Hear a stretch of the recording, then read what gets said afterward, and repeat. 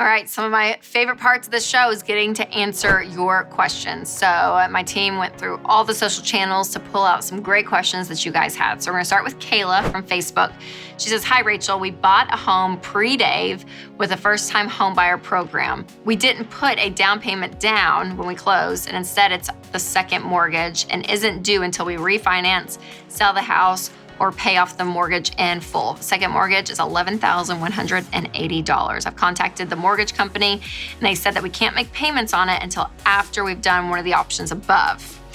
I feel like I'm cheating on baby step 2. What do you advise? Well, what I would say is this all has to do with your home, okay? So I would put all of this in baby step 6. So you're not cheating baby step 2 at all. Baby step 2 is your consumer debt. So this is credit cards, student loans, personal loans, car loans, anything like that, that goes in baby step 2. Anything that has to do with the house, like a mortgage or mortgage specifically, that is gonna be in baby step 6. So continue on. Once you get to baby step 3, if you guys wanna, refinance then, if you wanna, whatever you wanna do, it doesn't matter. You can make those options. But when you get to baby step 6, that's when you're going to start working on the mortgage, and that includes your second mortgage. Now, you guys, that's one reason we always say to go ahead and put 10 to 20% down for your down payment when you're buying a home. And you're gonna do this in baby step 3B. So once you're completely out of debt, you have a fully funded emergency fund, then save up for that down payment. Having that down payment is going to simplify this process and get you ahead and to show you what kind of house you can afford. Programs like this, the first time home buyer program, it lets people buy homes that don't have any money. And so that's not to shame Kayla, that's not to shame you, but it's to say, hey, you have to do this stuff in this order. This is why we talk about this, because when you're broke and you buy a home, it stresses you out because there's expenses that happen, all of this stuff. There's such responsibility to home ownership. So you wanna be in a good financial position to do it. So to Kayla, to answer your question, it's in baby step 6 because it's a mortgage, but if you guys are going to sell in the future, make sure that you are doing it in the process because the process works. All right, next up is Megan from my Facebook group. She said, my husband and I are due with our 3rd child at the end of November. Congratulations, Megan. We are still in baby step 2, but how do we actually stop focusing on paying debt and putting it towards savings for the baby? We just started the plan last year.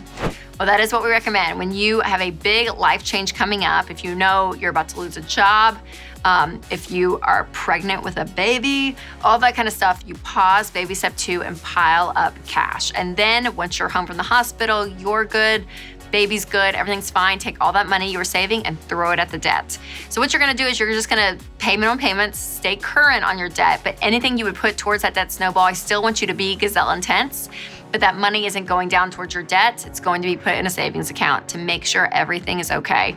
Because again, that big life event, you want some cash handy, I promise you. So listen, you've got a husband and 3 babies who are going to depend on you to provide so much for your family. So you and your husband both need life insurance. I always recommend Zander Insurance. They save you so much time because they shop all the rates for you, and they save you money because they present with you the best value for your unique situation. So make sure you get that because you're gonna wanna get at least 10 to 12 times your annual income and coverage. And again, stay-at-home moms, you need it too because if something were to happen to you, you have to replace your value with money because there's gonna be things like childcare, home upkeep, so much there that your family's gonna need. So life insurance, term life insurance is so affordable, especially for the amount of peace that it gives you. So make sure to go to Zander.com.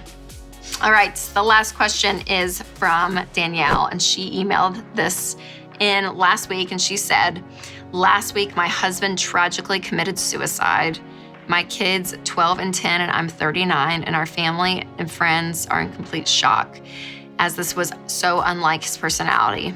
With that said, I'm absolutely terrified for our future, especially financially. My husband had life insurance equivalent to 6 years and a pension, but we also have $25,000 in credit card debt.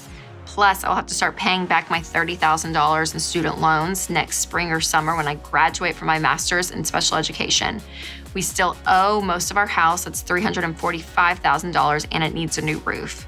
To complicate matters, we have a vacation home in another state that we bought a little over a year ago and never even got to enjoy, and are evicting the tenants and are selling it. Please help. Oh man, Danielle, it's a lot. That's a lot. And so to start off, I would say first and foremost, that you have to take time to grieve. When anything like this happens in life, unexpected death, a tragedy, there's something there. Don't make any big financial decisions in the first year. So pause. Just sit. Nothing terrible is going to happen in a year financially. You need to breathe and you need to grieve, and you need to make sure you have a good counselor, a pastor, friends, and family around you, because first and foremost, taking care of yourself in this and these two babies that you have, that is most important. So the finances, that's second. Right now, you need to just breathe. And sometimes when you're in this foggy state of grief, you can make really bad financial decisions. And so I would say people are going to be coming out of the woodworks trying to help you and all that, which is wonderful. Just take a minute. Just breathe. Again, give it 12 months, give it half a year if you need to, but that time not to do anything major. And then the first step I would do is you guys have some debt coming in and your home. So I would not sell that vacation home right now. Again, I think you can make a really bad decision in that process because you're in such shock right now. So sell the home. I think that's a great plan. I wouldn't do it right now. I would give yourself 6 to 12 months. Sell that home and then use some of that money to start paying off that credit card debt. And then what you're gonna have to realize is that the rest of that money that is left can either continue down the baby steps, or you need to see if you can stretch that money as far as possible. So then I would get with one of our SmartVestor pros in your area and sit down and show them what all you have and say, okay, here's the amount of money I have. What should I do with it? And they're gonna be able to walk you through smartly where to invest it so that it can stretch out as long as possible. But working on the baby steps is what's gonna be key. So making sure you have that $1,000 emergency fund, and then you can start using some of that money to start paying off that debt, the credit card debt and the student loans. And then don't worry about the mortgage now. Build up an emergency fund, make sure that there's enough money there for that emergency fund, and then start looking at retirement and just go right down the steps. That's why the baby steps is so helpful, because it's so clear. It's such a guided path that shows you exactly what to do. But having someone like a SmartVestor Pro, someone that is in this world financially with the investment specifically in your corner, is gonna be extremely helpful. And you can even check out one of our Ramsey preferred coaches as well, and they can walk with you. But find people in your corner in this space. So don't, who knows what your sister-in-law's opinion is on your money or whoever. Make sure it's someone that you trust and that you understand where your money's going and what it's going to. And again, making big decisions in the first year, it's gonna be really hard because that grief is so overwhelming. So get a clear mind and just walk through the baby steps. And again, that's the plan that is gonna take you to freedom. And so again, Danielle, I can't even imagine, and I'm so sorry.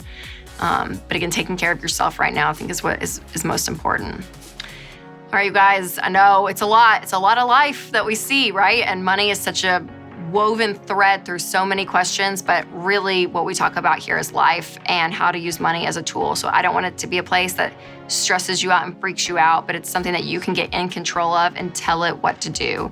So if you have a question for me, make sure to send all your questions to askrachel@rachelcruze.com, or you can post in my Facebook community on Instagram or YouTube. We're always checking those social media outlets to make sure we can answer your questions. So I always love hearing from you guys, and always remember to take control of your money and create a life you love.